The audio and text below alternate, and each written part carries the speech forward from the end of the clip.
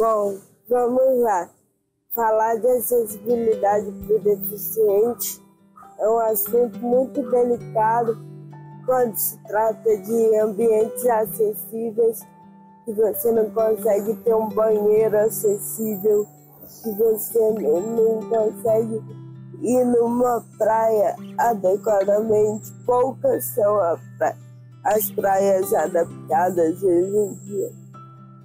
E, infelizmente, isso pra gente, a gente sempre está lutando para vencer determinadas coisas, mas isso pra gente é uma das coisas que nos incomoda muito, porque é uma das coisas que a gente se sente impotente de não conseguir estar naquele lugar adequadamente. Que muitas vezes as pessoas elas falam da dificuldade do deficiente, mas quem passa ela mesma é a gente.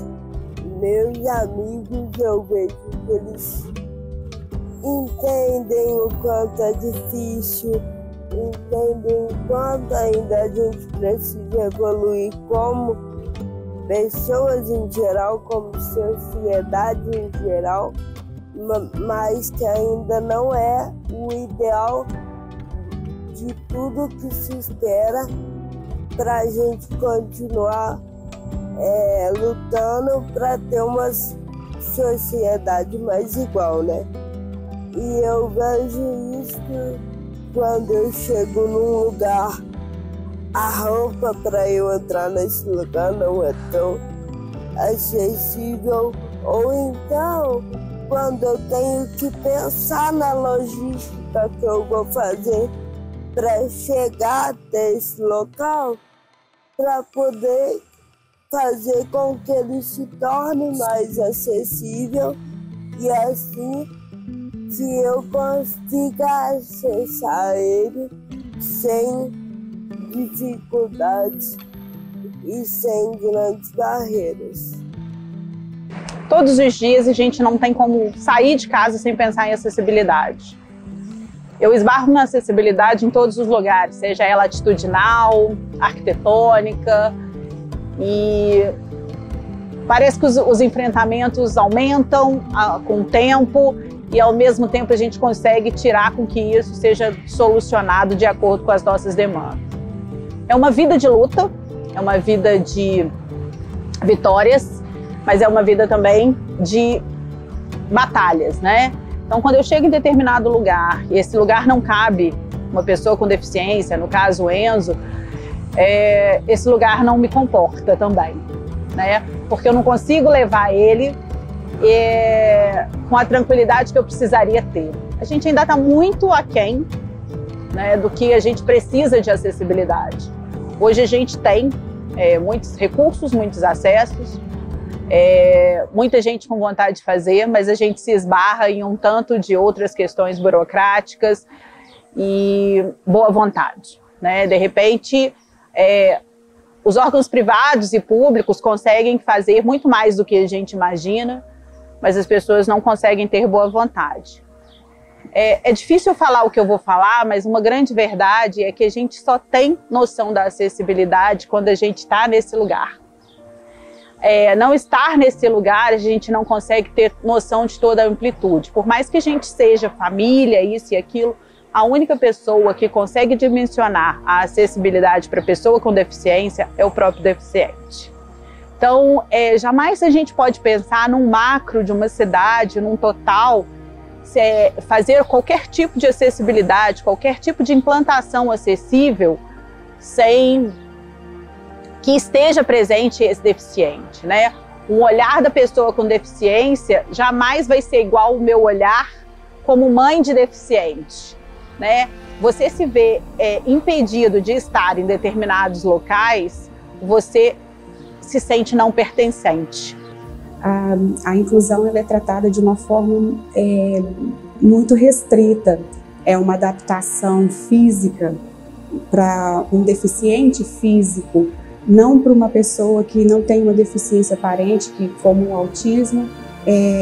Então, é preciso pensar a inclusão de forma além de um lugar adaptado, uma escada, um corrimão, uma rampa. Autismo, por exemplo, tem muita dificuldade auditiva, acessibilidades que precisam de adaptações e elas nem custam. Arrastar isso daqui pode fazer um barulho. Se você coloca uma borracha, não vai fazer. O autismo agradece. Um sinal da escola, não precisaria de uma lei para a gente tirar o sinal das escolas.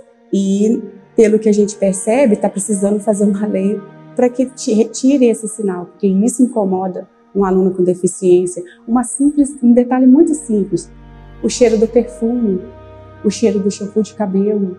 Isso desregulariza uma pessoa com autismo, uma criança. É muito pouco para se pensar uma inclusão além das físicas. Sim, as pessoas acham que você colocar uma criança com deficiência numa escola é uma inclusão. Você adaptar uma grade curricular é inclusão. Isso não é inclusão, isso é um direito que todo ser humano tem, inclusive as pessoas com deficiência. E por isso que eu falo, a inclusão ela vai além dessas adaptações, de aceitar um aluno na sala de aula. A sensação de não pertencimento, ela é o tempo todo, né? Quando eu entro em qualquer lugar, quando eu chego no lugar e esse acesso é apenas por escadas e não tem uma rampa com uma inclinação possível, porque muitas das vezes as pessoas fazem uma rampa por fazer, sequer sabe as normas e as regras dessa rampa, a largura dessa rampa. A coisa mais importante hoje para a questão de acessibilidade, desse macro que a gente está falando de uma cidade, é você ter a presença do deficiente e saber qual a realidade que ele enfrenta, né? 90% das pessoas não tem condição hoje de ter uma cadeira de rodas motorizadas, precisam de uma pessoa terceirizada para poder fazer esse transporte e essa locomoção, né? Aí quando você chega num ônibus e você pede para o motorista fazer o favor de descer, muitas vezes aquele ônibus está quebrado, aquele elevador não funciona e você precisa de 4 ou 5 pessoas para levantar o seu filho. Quando você vai num banheiro público e esse deficiente não consegue ter acesso com a sua própria cadeira, já aconteceu comigo N vezes de eu colocar o Enzo e não conseguir entrar na própria cadeira, porque os box dos banheiros eles não conseguem. E aí essa pessoa, a gente está falando do geral, né? Porque são poucos os lugares que pensam que essa pessoa tem o direito de usar o banheiro de deficiente adaptado como nós usamos um banheiro comum. E isso vai ficando, e o tempo vai passando, e as pessoas não vão reclamando, e as pessoas se acomodam com a falta de acessibilidade. Isso tem que incomodar e não acomodar, né? A gente tem que ter uma certeza que a acessibilidade, ela vai muito além dos nossos olhos. A acessibilidade, ela é para todos, e para que todos nós um dia podemos necessitar disso, né? Nós vamos envelhecer, nós podemos estar temporariamente incapacitados, e isso nos faz pensar de uma outra forma. A gente não pode pensar dentro da casinha, a gente tem que pensar uma amplitude de direitos e ideias para que essas pessoas possam se sentir pertencentes ao ambiente, né? Quando você faz uma excursão numa escola e você não lembra que esse aluno ele precisa ir, né? E aí como você faz os locais, isso e aquilo, você deixa de pertencer, você deixa de fazer com que esse aluno esteja presente e ao mesmo tempo torna ele inacessível à sua ideia e ao seu planejamento escolar, né? Então a gente tem várias questões de acessibilidade ainda para falar, né? Mas a gente passaria aqui um ano para falar de acessibilidade, e a gente tem que pensar que essa acessibilidade vai muito além desse físico, né? E que as pessoas ainda precisam muito aprender como um todo. A gente tem feito pesquisas em escolas, por exemplo, que o espaço físico ele não é adequado nem para os estudantes que não têm nenhuma deficiência. Então funcionam muitas vezes com salas de aulas muito pequenas, muito apertadas, sem mobilidade, e prédios que, por mais que você faça adaptações, não adianta você trabalhar, é o que eu chamo da lógica da improvisação, né? Então você constrói uma rampa porque precisa. Acho que é uma questão mesmo da concepção daquele espaço. Então, eu acho que tem espaços que realmente as mudanças são mais significativas, porque precisam de mudanças estruturais, porque não atende a perspectiva da acessibilidade, muitas vezes para aqueles alunos que não têm alguma deficiência. Acho que esse é um ponto. O outro ponto é que em espaços e escolas que são construídas mais recentemente, que já têm uma perspectiva desse olhar, de ter uma rampa, de construir banheiros adaptados, de ter uma sala de aula com uma circulação que favorece esse ambiente, aí eu penso que as mudanças elas são mais estratégicas, no sentido de você organizar a sala de uma outra forma, de você, em algumas situações, trocar uma sala de lugar ou uma turma de lugar para um estudante que não consegue chegar até a sua sala de aula, mesmo os espaços comuns dentro da escola. Eu acho que é uma questão de pensar esse espaço que precisa de uma intervenção menor, de uma forma mais inteligente e acessível para esses estudantes. O que parece fácil, mas na verdade, como eu falei anteriormente, pensar educação inclusiva, pensar a mudança da cultura escolar. Hoje a gente vai nas escolas e é muito comum a gente ver as salas de aula organizadas sempre da mesma forma, as carteiras enfileiradas. São espaços que podem ser modificados, mas que não são modificados porque se conformou aquela organização do espaço escolar. Então, eu penso que à medida em que os estudantes com deficiência chegam na escola, eles vão colocando em xeque essas certezas, inclusive em relação ao próprio espaço escolar.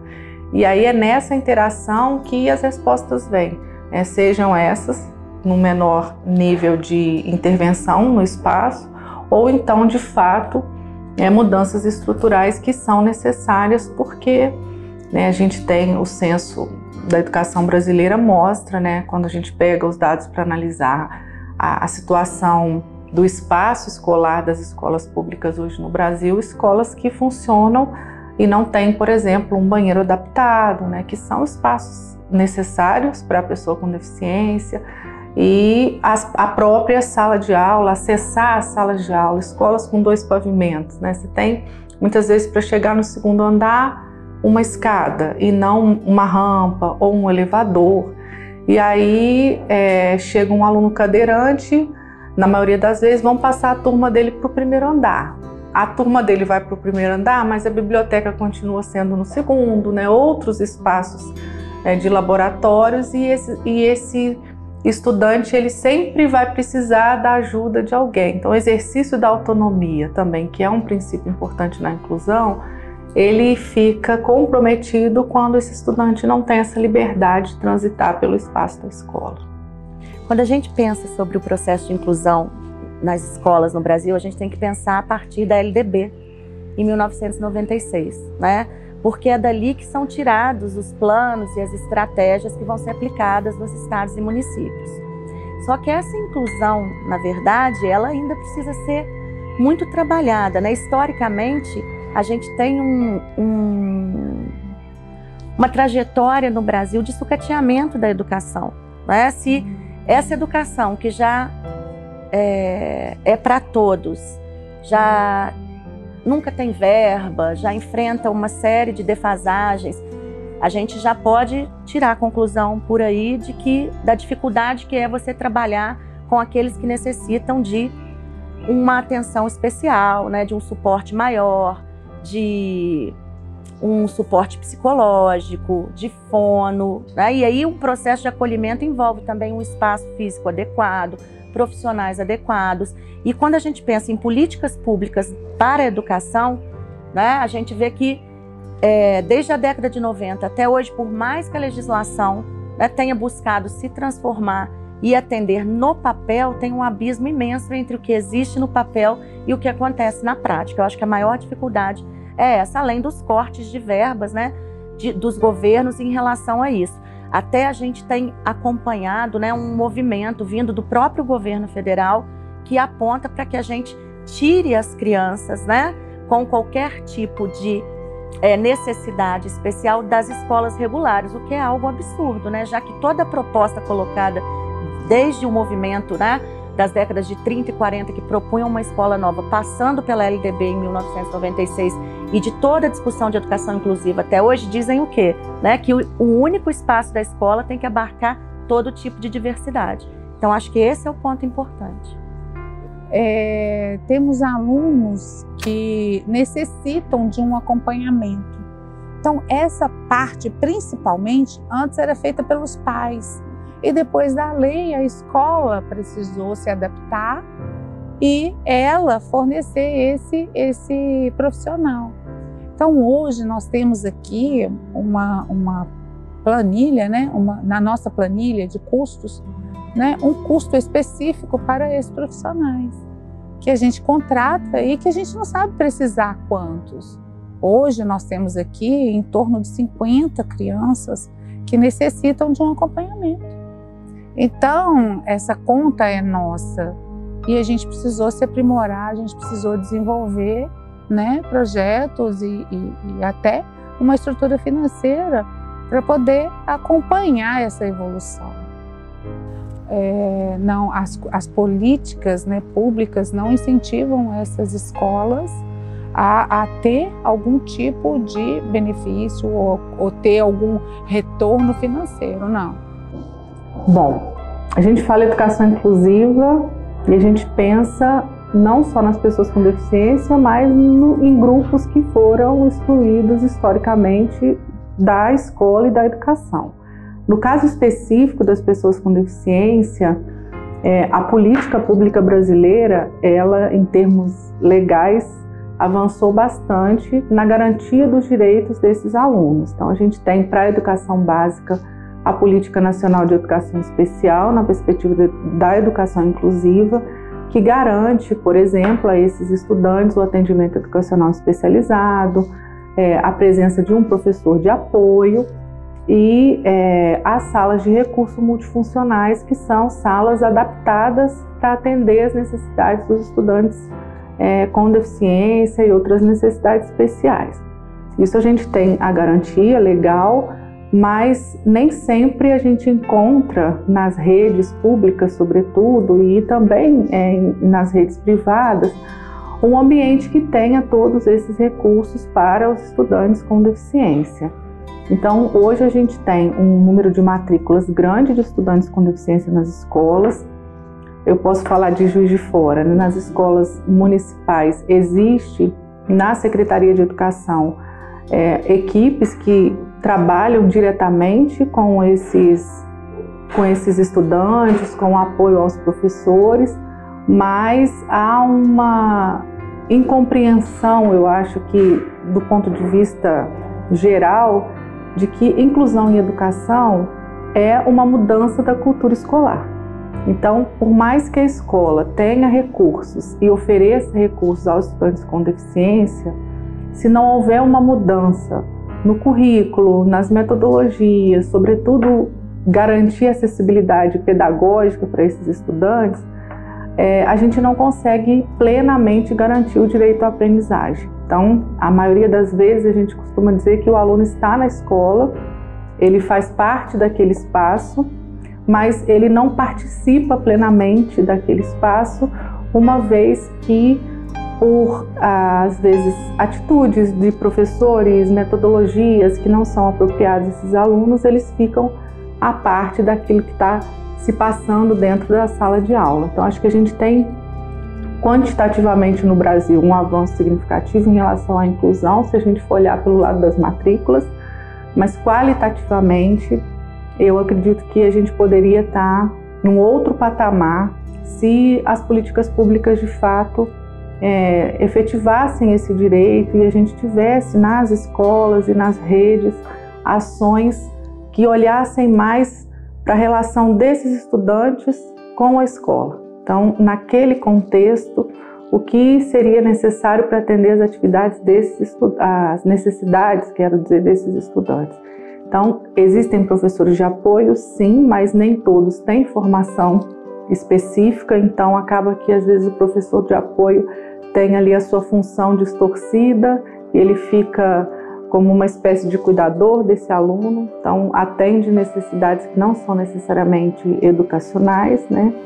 E, por outras vezes, os espaços da sala de recurso, por exemplo, a gente tem uma carência, muitas vezes, de equipamentos que vão garantir, né, a acessibilidade, ou profissionais que, se estão numa escola com toda a infraestrutura, muitas vezes não sabem como mobilizar aquele material todo por uma carência de formação. Acho que eu falo muito que a formação de professores ela ainda não assumiu para si essa tarefa de pensar a formação também, né, de professores que vão atuar com esses estudantes que têm necessidades, né, específicas e que precisam de fato ter, né, respostas a essas necessidades que não vão vir, né, da família, né, não vão vir do poder público, mas vão vir dos professores que lidam diretamente com esses alunos. Sim, a inclusão para mim, se a gente falar aí, né, dentro da escola, são detalhes tão simples, né, como eu já disse, você colocar uma borracha num pé de mesa de carteira para ele não arrastar, você, ao invés de você escrever num quadro, você colocar numa folha e entregar, porque ele vai ler, ele vai conseguir trabalhar isso em casa, ao invés de ele copiar aquele dever, pode ser que a criança demore. Você precisa ter uma mente muito aberta, fugir do que você aprendeu na faculdade, de leituras, né? Você tem que abrir a mente. Tirar esse sinal, por exemplo, né? Não vai fazer, para mim, não faz diferença. Você pode colocar um alarme no celular se você precisar. Se você concentra demais, o professor concentra demais na aula e esquece do horário, bota um alarme baixinho, ele vai conseguir lidar com isso, não vai atrapalhar o aluno que tem essa acessibilidade. Banheiros adaptados, por que a gente só tem um banheiro adaptado, né? Se pode ter, poderiam ser todos adaptados, todo mundo gosta de espaço para ir ao banheiro. Uma pessoa obesa hoje, ela não entra em certos banheiros, ela precisa usar o banheiro adaptado. E eu penso que numa escola tem muitos alunos, então se tem um banheiro adaptado e tem, vamos dizer aí, pode ter 2, 3 cadeirantes, como que faz? Por que não todos os banheiros adaptáveis, sabe? E são muitas outras questões, adaptar uma escola inteira, porteiro, a pessoa que faz a merenda, né, falando de uma creche, por exemplo, todas as pessoas que estão dentro da escola, elas precisam entender, pelo menos um pouco, quem são aquelas crianças que estão ali, que precisam de um cuidado a mais do que as outras. Um olhar diferente, saber como lidar numa crise de autismo, por exemplo, que às vezes você não pode colocar a mão. Isso um porteiro querendo ajudar, mas ele não sabe como funciona essa criança, ele vai lá e põe a mão nela. Ele piora a situação. Então, trabalhar a adaptação, a conscientização na escola inteira. E, entre outras questões de currículo adaptado, saber olhar para a criança individual. Que essa criança, qual a dificuldade dessa? Porque a dificuldade de uma pode não ser da outra. Eu acho muito importante ressaltar que a escola também é um grande aprendizado para nós professores, uma vez que na nossa formação acadêmica nós não tivemos uma formação específica ou uma disciplina ou todo um preparo que pudesse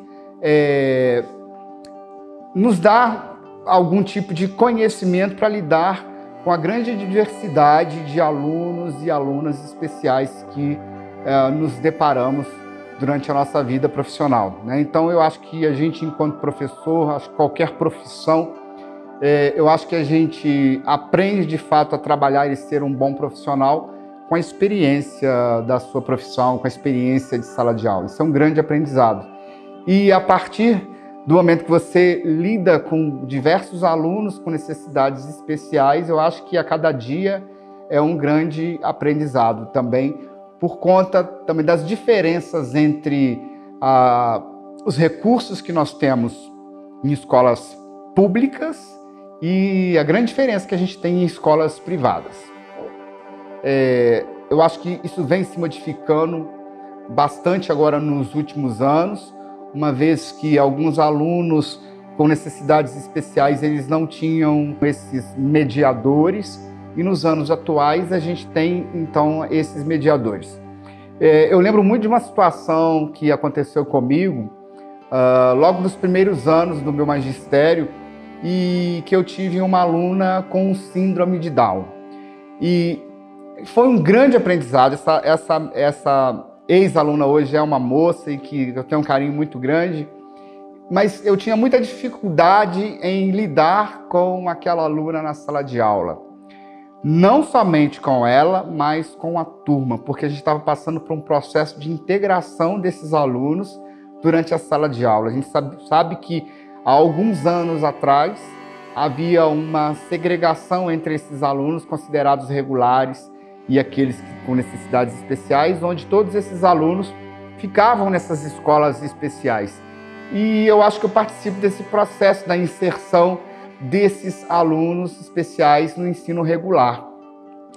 E havia talvez uma falta de entendimento, talvez até mesmo da turma, de quando a gente cobrava que deveria ser feito um trabalho igualitário, aquele aluno deveria ser considerado como qualquer outro aluno, mas a gente sabia que sem um trabalho de um tutor, eu precisava estar mais próximo daquela aluna, e isso muitas vezes não era compreendido pelo restante da turma. Coisas de adolescentes, né? Então, assim, dentro da escola privada, a gente tem uma estrutura física que dá um amparo pedagógico para essas necessidades desses alunos, né? Mas eu acho que agora nas escolas públicas a gente está tendo um avanço bastante significativo com relação a esses alunos. O trabalho do mediador, né, do professor de apoio, ele é muito importante, porque ele, além de dar uma segurança para a criança, ela vai trabalhar as dificuldades que ela tem e vai trabalhar dentro das facilidades dela. O professor de apoio, ele está ali para fazer essa mediação, para ver qual é a dificuldade dele, chegar num professor regente e dizer: precisamos mudar algumas coisas para que ele aprenda melhor. Olha, ele tem facilidade de aprender dessa forma, vamos adaptar essa grade curricular, trabalhar a socialização dele, mas o mais importante do professor de apoio é ele não ficar ali com ele o tempo inteiro. Ele precisa dar o espaço para que ele consiga perceber quais são as dificuldades, quais são as facilidades para que ela possa estar apoiando, ajudando, mas não fazer por ele. Depois que a gente tem a consciência, né, de saber a pessoa que eu sou, das dificuldades que poderiam, né, não resistir, poderia ser amenizada, eu fui perceber, né, como fez falta isso. Eu tenho 42 anos hoje, né, com 14 anos não se falava de autismo. O autismo, o máximo que se falava era um autismo clássico, o que não fala, bate cabeça, não se comunica de nenhum tipo, né, de forma. Então foi muito difícil estar lá sem saber como pedir ajuda. E eu acho que mesmo se eu pedisse, as pessoas também não estavam preparadas para isso. Não se fala de autismo como se fala hoje. Acho que é importantíssimo a conscientização, seja ela de profissionais, seja ela dos pais ou do próprio autista. E eu acho que isso contribui muito, é essencial para uma boa qualidade de vida, né, para as crianças que estão vindo aí com autismo, com qualquer outro tipo de deficiência, mas é preciso muito mais, né? É preciso que o ser humano entenda e respeite o outro ser humano, a forma com que ele é. Não é só porque a gente é um pouco diferente dele, porque todo mundo é diferente, né, que a gente não vai respeitar. Mas é importantíssimo essa conscientização, qualquer trabalho que a gente faça voltado para esse tema é muito importante. É preciso falar de pessoas com deficiência, a gente está aqui no meio de todo mundo. A gente pensa sempre muito na estrutura, né? No físico, do que é importante ter acessibilidade para um cadeirante ir e vir, para o cego ele enxergar, né? Ter a leitura do braille. E a gente esquece de pensar no acolhimento. No acolhimento do quê? Em termos de aprendizagem desses alunos, desses educandos. Eles precisam estar inseridos dentro do contexto educacional de uma forma muito concreta, muito precisa. Às vezes a gente pensa também que só porque ele tem uma deficiência, só ele que é inclusão, não. Às vezes tem deficiências de aprendizagem também que são inclusão. Então nós temos que trabalhar isso como um todo, não adianta trabalhar a parte. O que é a dificuldade? É você compreender esses processos, porque cada um tem seu tempo de aprendizagem, então você tem que compreender. Às vezes eu aprendo de uma forma, você aprende de outra, o outro aprende de outra. Então são várias nuances, são vários mecanismos e várias metodologias que você tem que aplicar. Deu certo. Às vezes eu tenho um aluno síndrome de Down, que aquela flexibilização do curricular vai ser boa para ele. Mas vai daquele tipo que eu vou fazer para o outro que tem síndrome de Down, que é a mesma característica, às vezes, não é legal. Então você tem que estar sempre o quê? Estudando. Você tem que estar sempre tendo um olhar diferenciado, porque a gente trabalha com diversidade, com diferença. Então nem todo mundo é igual a todo mundo. Nós somos únicos, mesmo tendo algumas características que possam nos tornar às vezes parecidos. Nós somos únicos. E o que a família espera? O acolhimento, que você ajude essa criança, esse filho dessa família, ele está inserido dentro do contexto, não só da aprendizagem, mas do social, né? Dele saber dizer o que ele quer, o que ele almeja. Ele está incluído com os pares dele. Então a gente precisa de olhar todo esse contexto. Não adianta. Então os pais, eles chegam muito ansiosos. E eu me coloco no lugar, porque acho que a primeira coisa para você entender o que o pai deseja, independente de ser típico ou atípico, é o quê?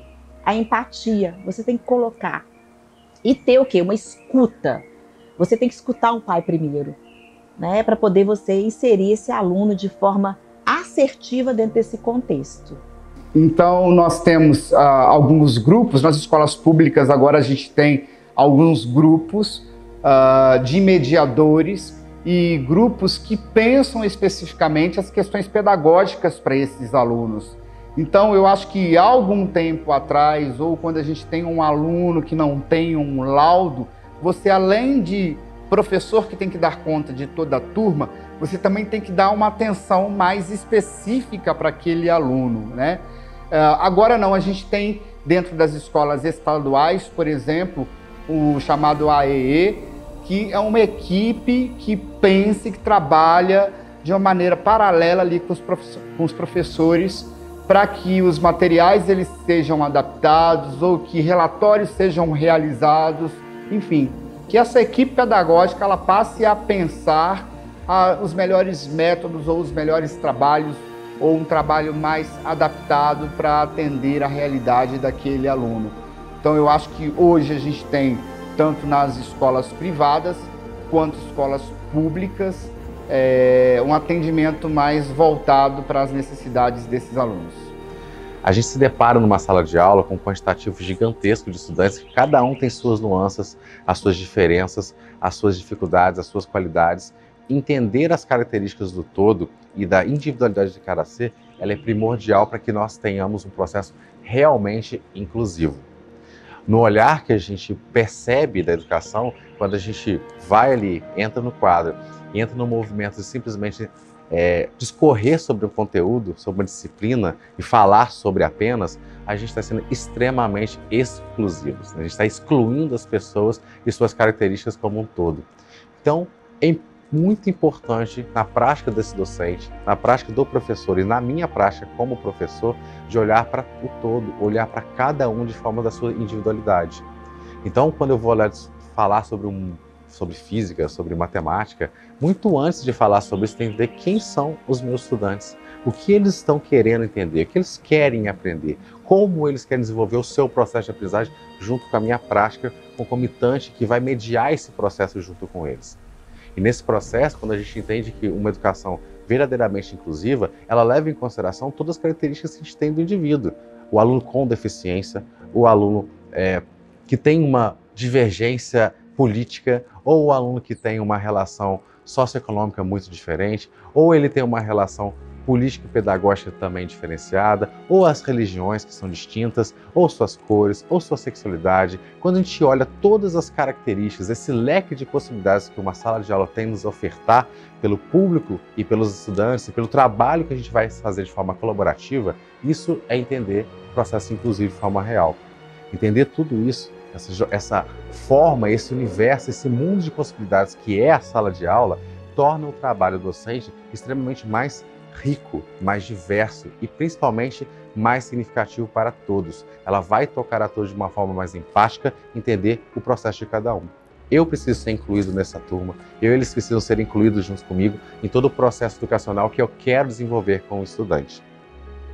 E quando a gente pensa em uma educação verdadeiramente inclusiva e olhar para o nosso estudante de uma forma extremamente mais próxima de o que está acontecendo dele para além de sala de aula, é o que faz o trabalho ser realmente significativo.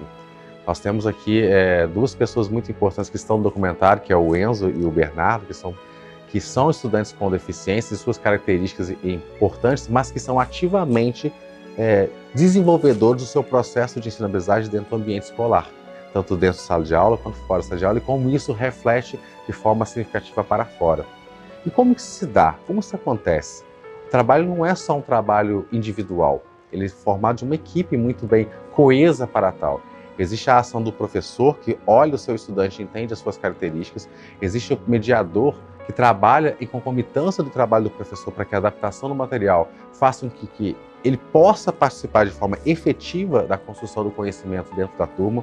Existe um campo de gestão que faz o trabalho de meio campo para entender como que a ação docente, o trabalho de mediação e o trabalho de coordenação vão unicamente trabalhar em cima do processo desse estudante.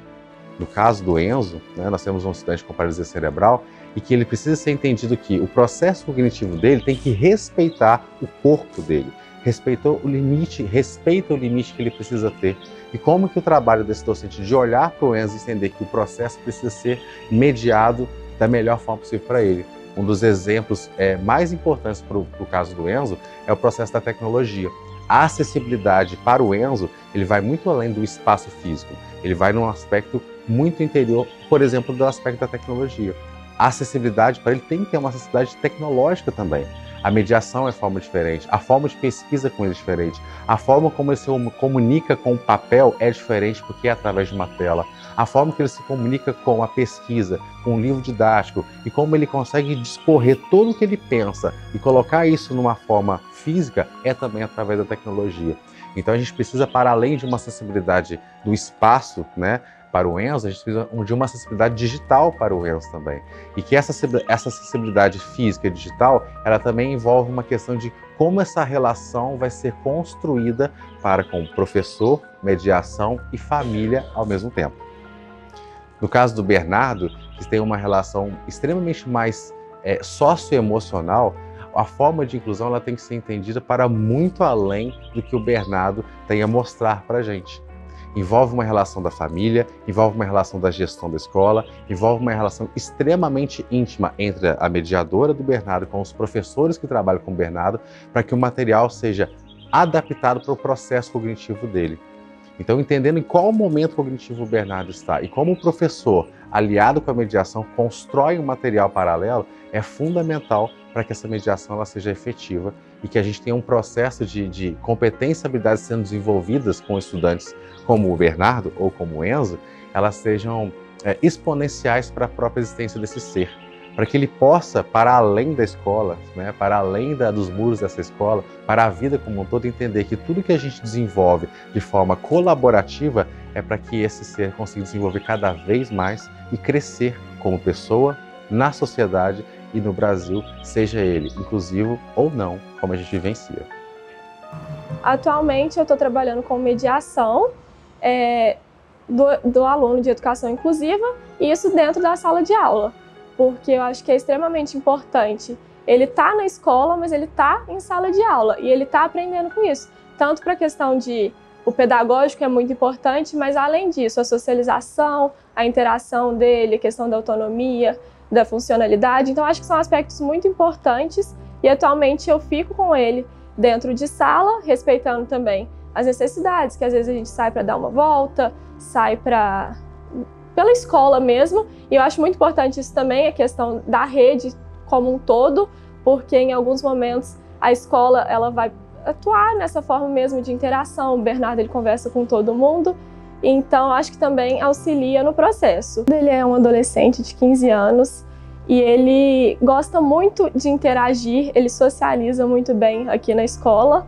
Então, basicamente, o que a gente faz?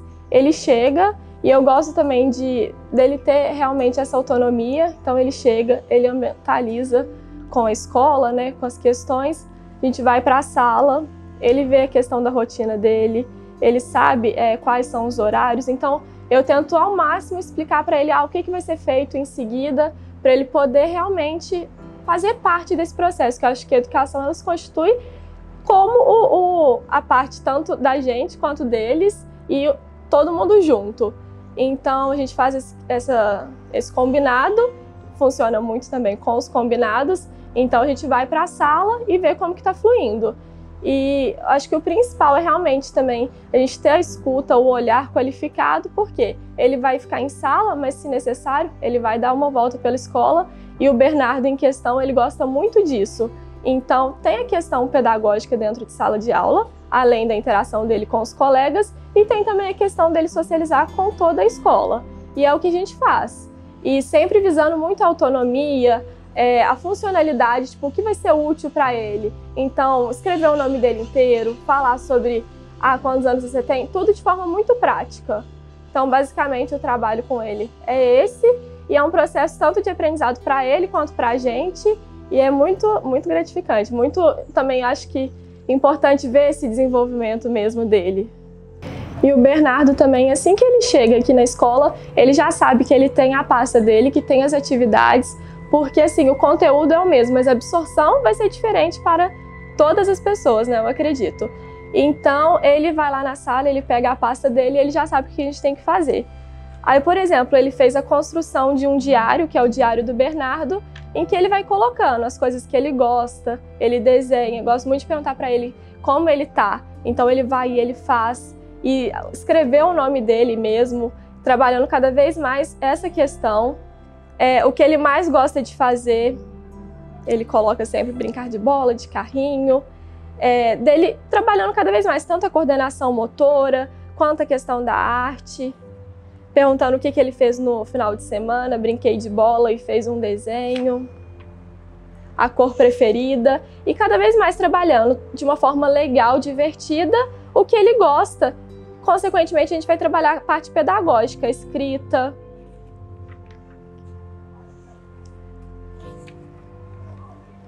o nome dele completo, para que cada vez mais ele possa desenvolver.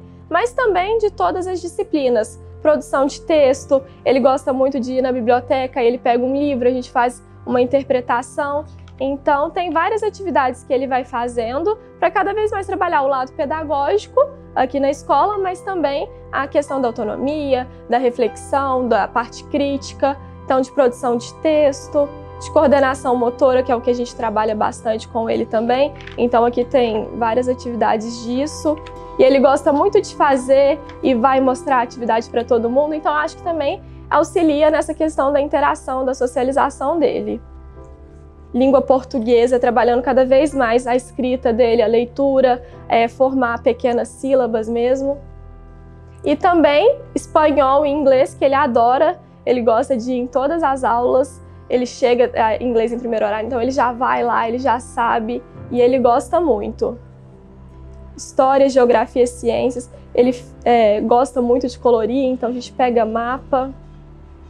A matemática e cada vez mais incluindo atividades realmente de funcionalidade. Então a educação financeira, ele tem o dinheirinho dele aqui, então vamos, ele gosta muito de ir lá na cantina comprar um pão de queijo. Quanto que você vai gastar para isso? E ele pega e ele já sabe, está aprendendo cada vez mais, então isso é muito bacana. Bernardo é um menino muito alegre, muito participativo, tem uma memória maravilhosa, ele consegue guardar as coisas que a gente fala com ele.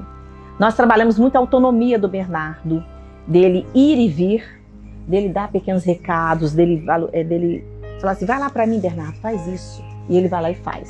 Ele gosta de ser útil, ele gosta de ser valorizado, ele gosta de ser parabenizado. Ele teve vários avanços, tá? muitos avanços na sua coordenação motora, na sua linguagem, na maneira de expressar os sentimentos, na maneira dele estar, por exemplo, socializando com os colegas. Então, o Bernardo, nesse aspecto, ele é maravilhoso. E a família dele dá muito apoio. A família dele é uma família que ela se sente pertencente à escola. E o Bernardo é pertencente à escola. Ele se sente inserido nesse contexto. Ele não se sente diferente dos demais, apesar de ter algumas diferenças. Ele se sente igual a todos, porque ele interage bem dentro da sala de aula, ele interage bem com todos os professores, ele sabe o nome de todos, sabe o nome de toda a equipe da escola, ele conhece os meninos do ensino médio, conhece os alunos como um todo. Então, assim, o Bernardo, ele já faz parte, ele é como se fosse nosso mesmo para sempre, porque a mãe até nos procurou, querendo saber como é que seria o próximo ano, porque ele vai mudar de segmento. E nós falamos, não se preocupe, porque o Bernardo já está inserido dentro do contexto. E ele, assim, ele se sente à vontade, ele se sente em casa, ele se sente, como eu falei, ele se sente protagonista daquela realidade que ele está inserido. E os professores incluem ele demais. Então, tanto que ele fica em sala de aula, ele participa, faz atividades. Claro que tem alguns momentos específicos que a demanda é um pouco maior, então nós temos que flexibilizar, adaptar algumas questões para ele, para que ele possa avançar. Porque cada estudante, cada indivíduo tem seu tempo para aprender os conteúdos, para descobrir as coisas novas da escola. A escola é muito dinâmica, então nesse espaço cada um vai interagir e se colocar de uma forma diferente. E isso para qualquer aluno. Agora, dentro da sala, né, o trabalho desenvolvido, ele é um trabalho muito específico e ele é novo a cada dia, porque a gente vai descobrindo, né, como as coisas vão acontecendo. Você percebe, né, que às vezes você prepara algo que não dá certo, uma outra coisa que você não tinha expectativa nenhuma, funciona. O mais importante de tudo que eu tenho, né, percebido é enxergar cada um deles como alguém dotado de muitas capacidades, de uma vontade imensa, né, de aprender e de ser reconhecido como um sujeito que é capaz. Eu acho que isso é fundamental. E qualquer tipo, né, de dificuldade ou empecilho no processo de ensino-aprendizagem é vencido, né, é superado, eu acho que é melhor colocar assim, com esse cuidado e essa atenção. A presença da mediadora, um professor atento, um espaço adequado, né, para receber esses alunos e para trabalhar as capacidades que eles têm, que é a proposta, né, da inclusão de fato. Não tem nada fácil, mas uma observação atenta, né, um trabalho que se pretende cuidadoso e direcionado para cada indivíduo, como se ele fosse único. Eu acho que o desafio é esse, é uma coisa, né, que é um ideal, beira até, né, a utopia, mas eu acho que o espaço da escola é onde ele pode ser construído, e as mediadoras auxiliam muito nisso, porque elas estão sempre próximas e dão um feedback para a gente. Olha, isso está funcionando, isso aqui não está, e me ajuda também bastante, eu especificamente, porque eu pergunto, olha, o que você acha? Essa atividade aqui está muito longa, ou tem muito texto, vamos trabalhar mais com imagem, vamos deixar eles se movimentarem mais, perguntarem. E o espaço do acolhimento também, né? Do convívio. As pessoas precisam estar à vontade ali, né? Se sentirem acolhidas. A gente observa que na educação como geral, o que acontece? A gente não depende só das políticas públicas para você fazer essa transformação da inclusão. Eu dependo de uma série de fatores. Eu dependo do professor, eu dependo da coordenação. E isso não é em âmbito geral, de país, né, de mundo, de escolas. Igual essa questão que a gente conversou anteriormente de mediadora. Essa questão da mediadora, ela começou a ser muito forte no Brasil a partir de 2000. Até então ela não era forte. Isso era muito forte no exterior. E aqui no Brasil ainda não era, agora hoje em dia já é. Então, muitas escolas já veem que precisa de ter uma mediação, porque um professor numa sala de aula com 30 alunos, com 25 alunos, com 40 alunos, não dá conta sozinho de estar olhando somente esse aluno. Então, isso é um dos impedimentos que a gente vê aí em muitos lugares que não tem essa mediação. A questão da acessibilidade, as escolas, né, têm acessibilidade porque é uma legislação que você tem que cumprir. Se você vai abrir uma nova escola, se você não atender esses parâmetros da regulamentação, você não consegue aprovação para abrir essa escola. Então, nessa parte estrutural, as escolas estão evoluindo por conta da legislação. A legislação ampara muito a questão da inclusão. Só que a inclusão, ela é um direito, mas ela não corre ainda de fato em muitos lugares. Então, é direito, mas ela não corre de fato. E precisa ser de direito e de fato. Ela precisa ser em aspecto geral.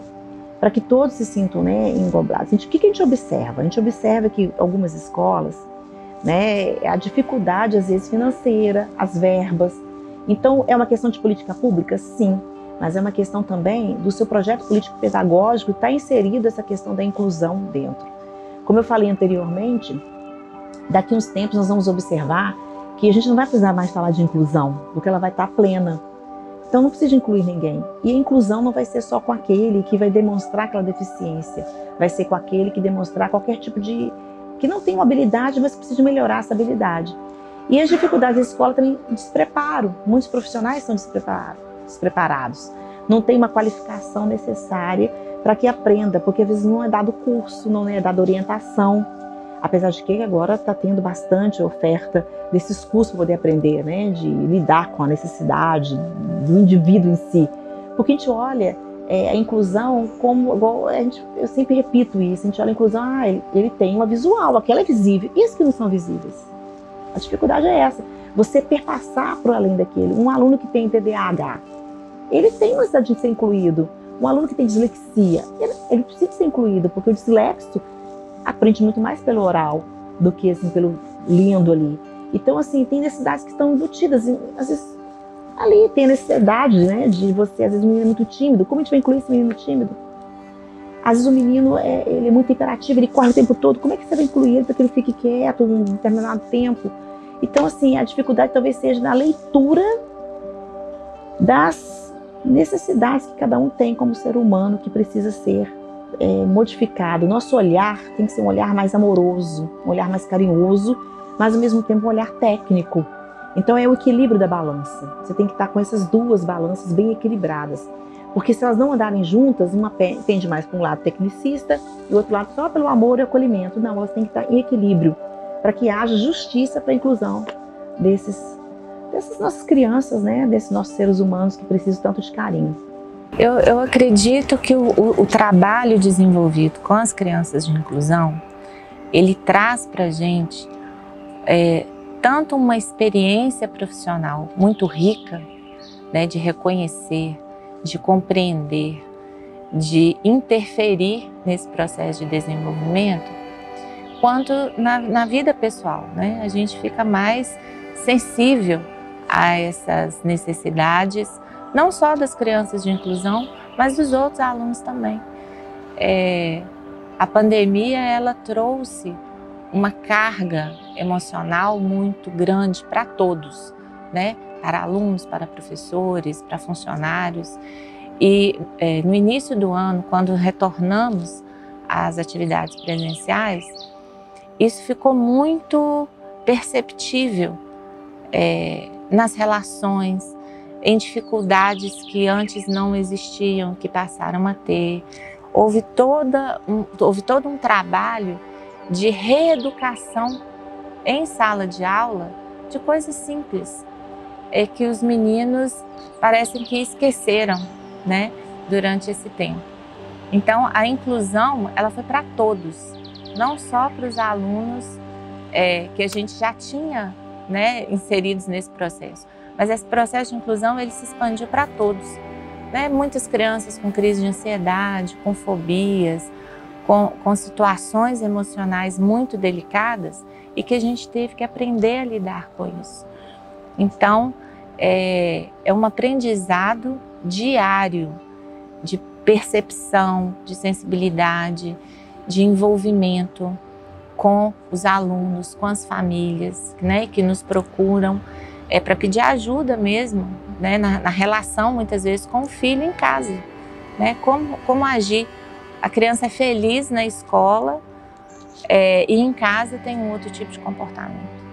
Então, esse ano em especial foi um ano muito desafiador nesse sentido, né, de acolher, de envolver esses meninos nesse processo educacional como um todo. E agora, no segundo semestre, já quase finalizando o ano, a gente percebe o resultado desse trabalho. Mas o Colégio Stella Matutina saiu um pouco à frente desse processo porque nós iniciamos todo um planejamento de um trabalho mais tecnológico desde 2017. Então foram muitas formações com a equipe pedagógica. Nós tivemos o apoio de uma ferramenta que nos ajudou muito. Então, quando a gente já tinha iniciado esse processo, né, tecnológico, salas virtuais com os alunos. E quando iniciou a pandemia, com uma semana, a gente já iniciou o trabalho online. Então, foi um processo rápido, né, das aulas online, que foi também, teve grandes desafios, porque a metodologia, a dinâmica, ela muda completamente e todo mundo teve que aprender aquilo muito rápido. Porque uma coisa é você fazer uma formação, outra coisa é você dar uma aula online. Então, é o posicionamento do professor, é a forma como ele vai trabalhar, né, virtualmente com esse aluno. E os nossos alunos tiveram que se adaptar também a esse novo processo e foi de uma maneira muito proveitosa. Eles se adaptaram bem a esse processo, tanto os alunos quanto as famílias. Tivemos algumas dificuldades porque nem todos tinham equipamento adequado. Emprestamos muitos equipamentos nesse período para alunos, para professores. E os nossos alunos de inclusão, a gente tinha alguns atendimentos fora do horário com os demais alunos. O trabalho da mediação, ele continuou, né, virtualmente. Muitas atividades a gente deixava na escola e as famílias vinham buscar. Então foi um trabalho muito integrado com o apoio da família, mas também difícil, né, num primeiro momento. Então, falar sobre a tecnologia educacional é algo que hoje está mais presente na educação. Eu acho que depois num contexto pós-pandêmico, a gente sabe que a tecnologia ela veio para ficar, a tecnologia ela veio para transformar e transformar e deixar a educação mais próximas dos nossos alunos. E a tecnologia, por exemplo, vamos pensar aqui no processo do Colégio Stella Matutina, em que desde 2017 a gente tem uma mudança muito significativa com relação à tecnologia inserida nas práticas pedagógicas. Nós somos parceiros do Google for Education desde 2017 e é muito importante falar justamente sobre a própria necessidade da inclusão de muitos professores com relação às tecnologias usadas dentro de sala de aula. Nós somos professores que não pertencemos a esta era, então é necessário estudar, e a gente sabe que esses professores, muitas vezes, eles não se sentiam incluídos neste mesmo ambiente. Então, desde 2017, a gente tem esse processo de parceria com o Google for Education para a inserção de um ensino híbrido. E a nossa política foi de sempre dar formação para os professores. Mostramos o que estava previsto, quais eram as diretrizes tomadas aqui pela rede de educação e pela instituição, e que nós abraçaríamos todos os professores, desde os mais novos, que têm talvez mais facilidade com a tecnologia, até aqueles mais velhos ou que já estão aposentados e até continuam a trabalhar e que pertencem a outra geração, mas que nós daríamos formações e nós deixaríamos esses profissionais habilitados para poder trabalhar nesse mesmo contexto. Então é muito importante incluir todos esses professores com relação à tecnologia. Bom, especificamente para os alunos com necessidades especiais, uma vez que a gente inseriu aqui o ensino híbrido, além das aulas no espaço físico, a gente também possui as aulas no ambiente virtual com o Classroom, né, o Google Sala de Aula. A gente tem a possibilidade, por exemplo, de utilizar alguns recursos que sejam específicos para aqueles alunos com necessidades especiais. Então, um exemplo é pensar que dentro da plataforma do Google for Education, a gente pode talvez criar determinadas atividades que são para os alunos regulares e, ao mesmo tempo, a gente pode criar algumas atividades específicas para aqueles alunos com necessidades especiais, até mesmo sem que talvez o restante da turma tenha acesso a esse material adaptado e até mesmo que esse aluno com necessidade especial talvez não tenha acesso àquilo que foi publicado para os alunos regulares. Claro que isso depende da intenção e da intenção do professor naquela atividade, né? Além disso, a gente tem, claro, uma série de recursos tecnológicos que podem promover a interação maior dos nossos alunos e uma atenção maior. A gente pensa que, nesse momento, essa geração está muito voltada para o audiovisual. A questão da imagem ela é muito importante para os nossos alunos. Eles não têm mais aquela paciência de como na nossa geração, quando eu era um aluno, onde a gente se deparava somente com uma leitura, né, com uma revisão, e às vezes a gente tinha acesso a algum filme, algum documentário. Hoje a gente pode utilizar de uma série de recursos audiovisuais que podem facilitar o trabalho que você tem dentro da sala de aula com os alunos regulares. Eu tenho alguns alunos aqui mesmo no Colégio Estela, e quando eu vou trabalhar determinado conteúdo com esse aluno, ele já me pede: professor, eu quero ver um desenho. Você tem um desenho dessa matéria? Então, é algo que eu percebo que chama a atenção, e eu acho que o conteúdo que você está trabalhando dentro da sala de aula, ele, a partir dessa imagem, por exemplo, com um desenho, eu tenho certeza que isso vai fazer importância para esse aluno e ele vai conseguir aprender algo daquilo que se está falando dentro de sala de aula. Então, quando falamos de inclusão, também tem um par dialético aí, que é o da exclusão. Muitas dessas pessoas estão excluídas desse movimento da globalização porque não têm acesso a essa situação vinculada a uma ampla digitalização, a uma ampla conectividade da vida cotidiana. Dei exemplo das pessoas mais idosas, mas isso também é muito comum no ambiente escolar, no ambiente universitário.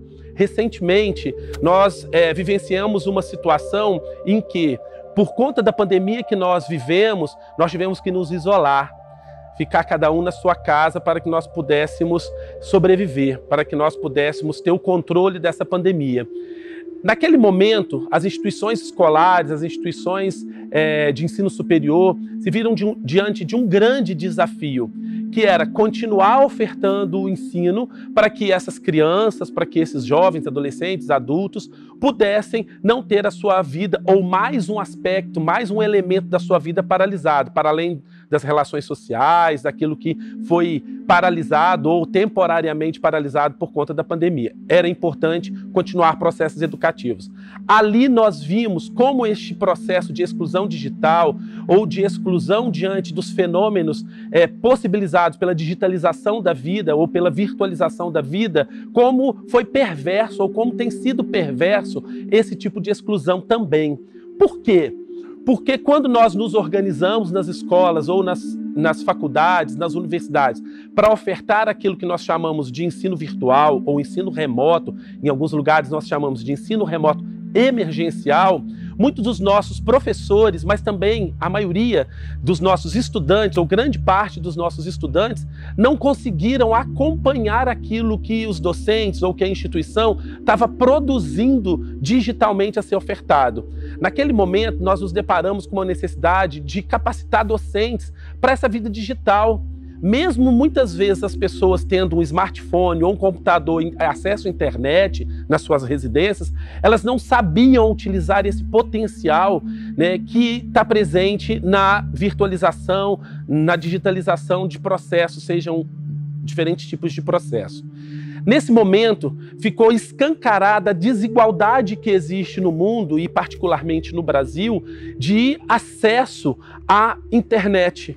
Ou seja, parcela significativa da nossa população, mesmo tendo um smartphone, que acontece que a gente tem um quantitativo gigantesco de smartphone no Brasil, é parte da cultura brasileira, não tinha internet em casa. E muitas vezes nós percebemos que uma família com 2, 3 filhos, 5 pessoas em casa, tinha apenas um equipamento para ser partilhado no momento da escolarização para 3, 4 crianças. E isso foi um dificultador muito grande nesse momento. Então, acho que é importante pensar, quando nós tratamos de processos de inclusão na vida moderna, na cidade, também pensar esses processos de inclusões digitais. E não só para as pessoas que estão nas suas etapas de escolarização, seja na escola básica ou no ensino superior, mas pensar como que a vida, por meio deste processo intenso de conectividade trazido pela globalização, vai promovendo a necessidade de pensarmos a inclusão da sociedade digitalmente. Nós estamos vivenciando aí um momento em que nós observamos, por meio de um conjunto de políticas públicas e do interesse, claro, do mercado, da chegada do 5G. Né? O que vai significar o 5G? Né? Quem que vai se beneficiar do 5G? A quem ele vai atender? Então, acho que neste momento a gente tem que fazer essa reflexão, né? Que cidades ou que espaços nós queremos que sejam espaços que incluam? Né? Nós temos um conjunto de situações que precisam, na vida cotidiana das pessoas, de reflexão, né, de pesquisa, mas também de políticas que sejam políticas inclusivas. Essa da inclusão digital que a gente apresenta aqui é apenas uma das políticas de inclusão que certamente melhora a vida das pessoas, certamente faz com que as pessoas possam ter uma vida com mais dignidade, com mais qualidade. A tecnologia ela pode trazer um avanço muito significativo para os nossos alunos. Isso eu falo com base na minha experiência em sala de aula e como um especialista em tecnologia educacional. Eu cito, durante o período da pandemia, a atuação de uma aluna que foi extremamente significativo e o desenvolvimento dela durante aquelas aulas, não sei se talvez porque estava no ambiente, né, que seria a casa dela, mas uma aluna que tinha uma participação muito efetiva durante aquelas aulas remotas. Então eu sempre trouxe a possibilidade de trazer de colocar esses alunos especiais mais próximos do professor, ou seja, como um aluno que vai ser ali uma espécie de um estagiário, um aluno que vai ser um ajudante, ou seja, a necessidade de promover o protagonismo desse aluno. E aí eu percebi que esta aluna, ela praticamente dominava todos aqueles processos, toda aquela rotina que deveria acontecer durante as aulas remotas. E eu cito uma situação também de um outro aluno, já menor ainda, nos anos iniciais, do 6º ano, em que, além de alguns recursos audiovisuais, a gente utiliza muito esse ambiente, que é uma sala interativa, onde nós temos recursos de Chromebooks ou a lousa digital, e eu percebo um interesse muito grande desses alunos. Talvez quando eu faço uma aula com games, ou faço a gamificação de uma aula, e eu também promovo o protagonismo desse aluno, uma vez que a gente pode utilizar o recurso como uma lousa interativa. Então é sempre esse aluno que está ali promovendo, né, o acesso à lousa com as respostas do aluno, e eu consigo fazer essa comparação, que talvez durante a aula, uma aula expositiva, uma aula mais tradicional que eu ministro, eu tenho às vezes muita dificuldade de ter a atenção exclusiva desse aluno por um período aí de 50 minutos. Mas quando a gente está num ambiente desse de colaboração, de conectividade, e esse aluno ele tem acesso a essa tecnologia, ele desenvolve aquele conteúdo que a gente está trabalhando através desses games, através dessas imagens, de uma maneira muito eficiente e, o que eu acho mais importante, de uma maneira feliz. O movimento pandêmico que nos colocou reclusos 2 anos dentro de casa e trabalhar dentro de sala de aula através de nossas salas convencionais dentro de casa mostrou que a gente precisava se adaptar e entender essas ferramentas. De um lado, a gente se capacitou para tal, do outro, as próprias ferramentas que vendiam isso cresceram e se adaptaram para entender que a educação era um mercado para poder acontecer para todos. Então tivemos um movimento muito forte nas escolas de usar essas ferramentas da melhor forma possível. E o primeiro problema que a gente se depara nesse sentido é que isso não foi a todos, mesmo no mesmo ambiente de instituição escolar. Nós tínhamos famílias que tinham todo o aparato tecnológico em hardware, né, físico dele acontecendo, como computador, um bom sinal de internet, as ferramentas de capacitância para isso, vocês já eram capacitados para usar as ferramentas, e do outro lado, numa mesma instituição, nós tínhamos às vezes um smartphone para 2 ou 3 ou 4 crianças da mesma família. A família não podia ter mais de um computador, algumas famílias nem tinham computadores. E aí, às vezes, o sinal de internet não condizia para que uma aula online pudesse ser assegurada, né, através das ondas eletromagnéticas, mas então a gente podia usá-la gravada, mas nem sempre o download era efetivo para poder ver a aula a tempo. Então, assim, a discrepância temporal existente pelo campo tecnológico de ter ou não ter o acesso da ferramenta física e concomitante com a ferramenta virtual, ela foi gigantesca. E nos fez capacitar para isso, mas nos mostrou as divergências do mesmo espaço educacional. Do lado como docente, no meu caso, né, dos meus pares, a gente se capacitou para poder tentar minimamente chegar o mais próximo possível do nosso estudante. Às vezes de forma mais efetiva, às vezes nem tanto da forma efetiva como a gente queria. E por mais que a tecnologia pudesse nos aproximar dentro das casas, nos deixar mais próximos do estudante, as relações socioemocionais, elas não acompanharam da mesma forma que a tecnologia nos fez. Então a gente entende que a tecnologia ela foi um papel fundamental de garantia educacional no processo pandêmico. E pós-pandemia, o que aconteceu com isso? A gente continua entendendo que essas ferramentas elas precisam estar presentes em sala de aula. E mesmo as relações que se tornaram novamente proximais e a sociedade volta minimamente após a situação pandêmica a entender que as relações elas são fundamentais para processos de competência e habilidades acontecer de forma efetiva, a tecnologia não pode voltar a ficar atrás. Não tem como, isso não existe essa possibilidade mais. Então as nossas aulas foram modificadas, a forma de comunicação ela foi modificada, a forma da condução dos encontros e como os projetos se desenvolvem, como as disciplinas discorrem a partir de então, todas foram modificadas muito fortemente pelo processo das tecnologias, antes e principalmente durante a pandemia. E o pós-momento pandêmico, ele reflete como que essas tecnologias nos trazem essa ferramenta da melhor forma possível. Novamente, repito, em alguns ambientes isso acontece de forma primordial, né? Obviamente que tem um investimento tecnológico, um investimento de software, um investimento de hardware, e ao mesmo tempo isso não acontece em todos os ambientes, seja na escola, seja fora dela. Nem sempre a gente tem a mesma possibilidade, isso cria uma exclusão digital muito grande. Enquanto a gente tem possibilidade de criação ímpar com algumas ferramentas, né, dentro de sala de aula, esse mesmo conteúdo a ser trabalhado em outra, eu não consigo promover da mesma maneira por minimamente não ter uma conexão decente de Wi-Fi ou de internet para poder estabilizar, por exemplo, uma ferramenta do Google. E aí eu não consigo fazer esse mesmo encontro da mesma maneira, com a mesma qualidade. E aí a adaptação docente, né, a grande questão do profissional docente que o tempo todo se media, se organiza e se reconstrói a cada encontro, a cada aula, ela está exatamente nesse ponto que a tecnologia pode favorecer e ao mesmo tempo ela não favorece por algumas questões que são esbarradas na própria tecnologia. A necessidade de inclusão de pessoas com deficiência nos ambientes escolares ela é antiga. Há um bom tempo, o sistema educacional brasileiro vem trabalhando para que os nossos espaços escolares possam receber pessoas com diferentes tipos de deficiência e possam, pela perspectiva da inclusão, seja ela física ou pedagógica, contribuir para o desenvolvimento dessas pessoas.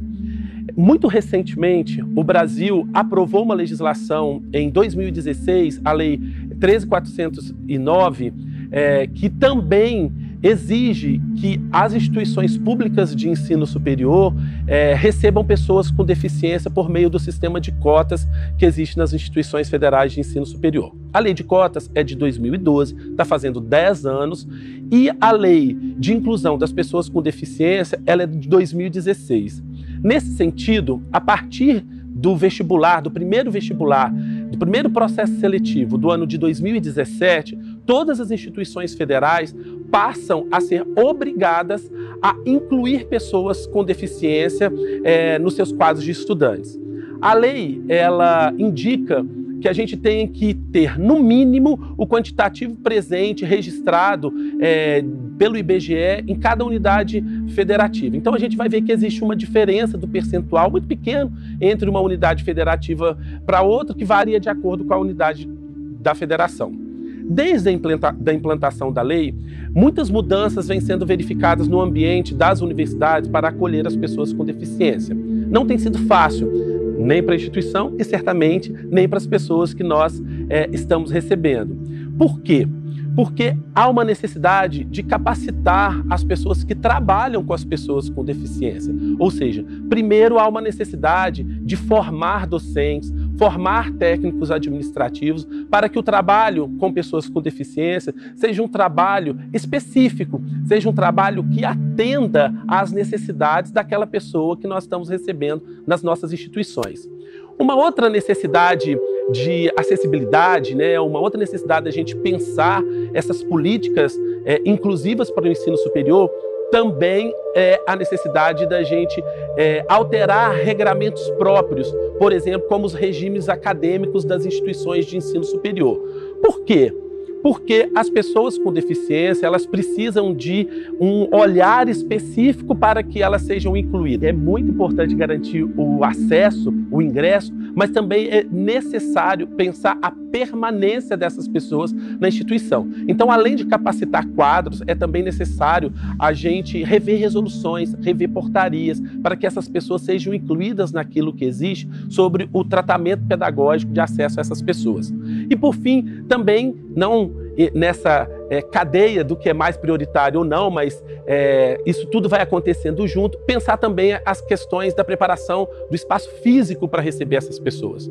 Nós temos instituições que foram construídas há 50, 60 anos os nossos prédios. E aí nós temos que pensar pela perspectiva da acessibilidade física. Como que um cadeirante vai acessar um prédio em que ele foi construído há 30, 40 anos atrás e que não havia, por exemplo, elevador nesse prédio, ele tem 2 pavimentos e tem escada?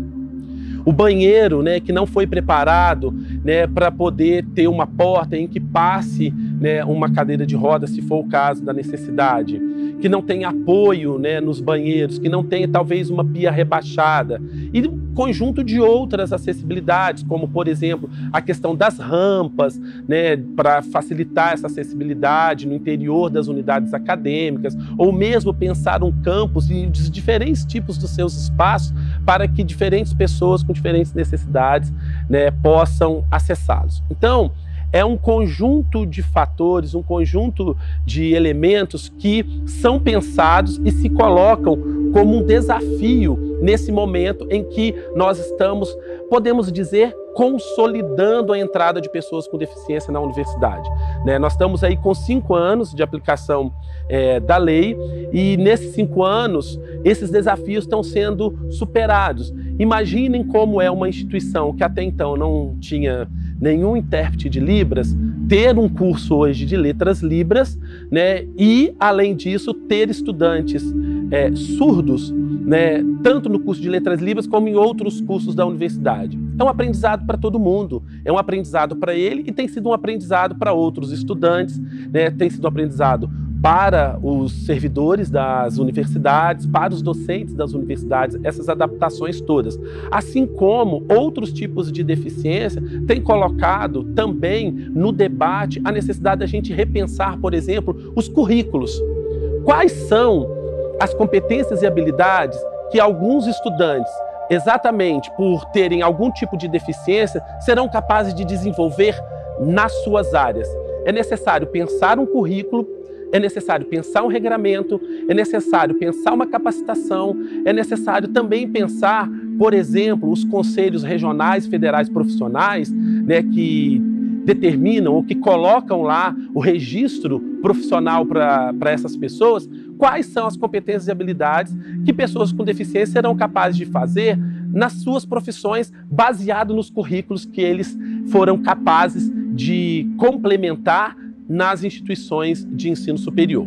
Tem sido um desafio, né? É um desafio urgente, mas tem sido um desafio de amplas aprendizagens para todos os conjuntos, para todo o conjunto de pessoas que estão envolvidos neste processo. Um processo rico, um processo potente e um processo necessário para esse momento que nós vemos no século XXI.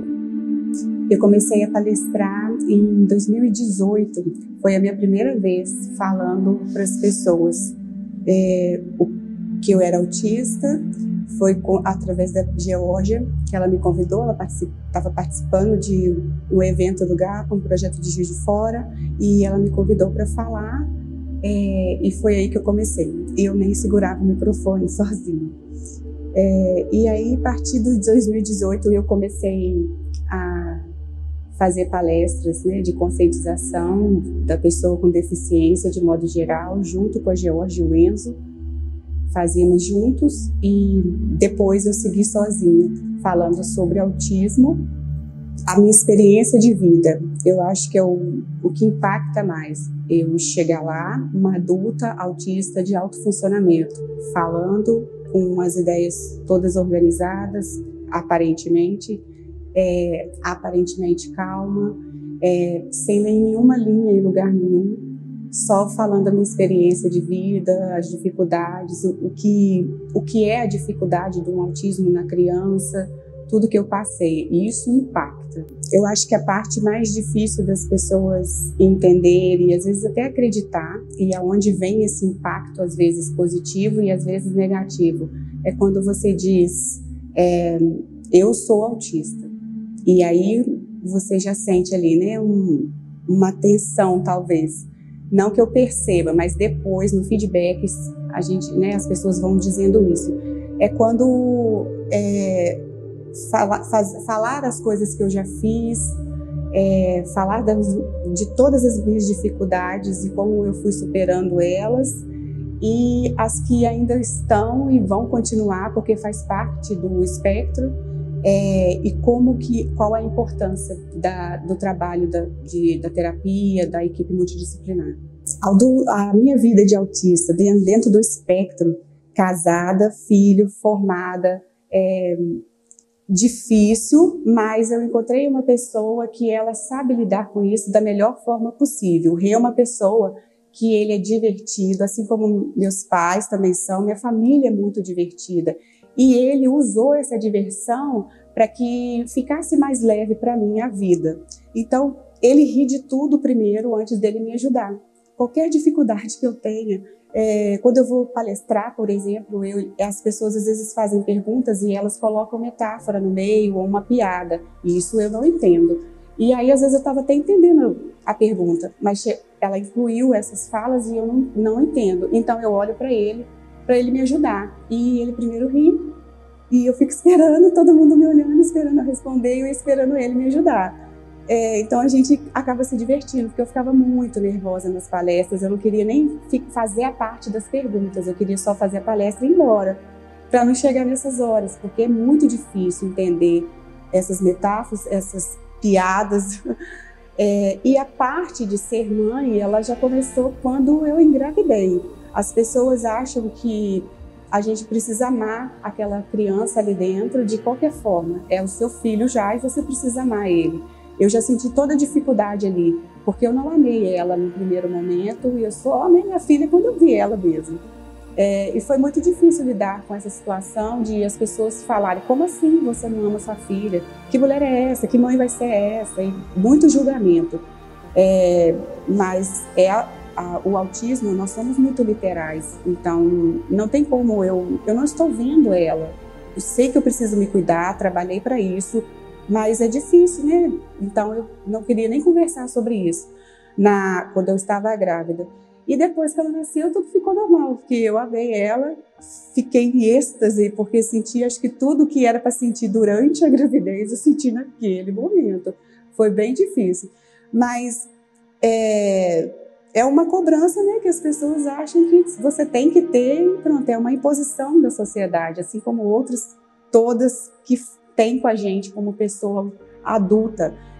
Elas querem que eu me comporte como todo mundo, mas não tem como eu me comportar como todo mundo. Não sou todo mundo, e meu cérebro funciona completamente diferente. Eu não sei dizer, eu não sei falar por que eu não posso dançar no mercado.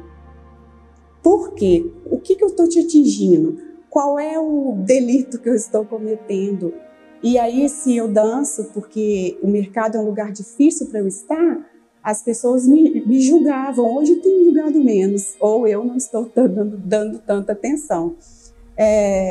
Então, a parte difícil da vida adulta, de estar no espectro, é ter esse entendimento, saber o que eu não posso fazer porque eu estou fazendo algo errado de verdade ou porque é uma imposição da sociedade. Eu não sei, às vezes, distinguir isso. E aí o preconceito é grande para a gente. E essa parte do casado também, as pessoas, né, ficam julgando também. Ela não pode ser autista, essa pessoa não pode ser autista, ela é casada, ela fez faculdade, ela tem curso, ela palestra e ela fala. Então, a conscientização é muito importante do autismo moderado, severo, e principalmente do autismo de nível 1, porque a gente tem uma facilidade um pouco maior do que as outras de falar. A gente fala melhor, a nossa organização é um pouco melhor do que a nível 2 ou 3. E eu acho que a maior dificuldade mesmo de estar no espectro, ser autista adulta, é o preconceito das pessoas, porque toda dificuldade que eu tenho, eu posso trabalhar ela nas terapias. O preconceito das pessoas, não. Acho que é isso. Falei muito.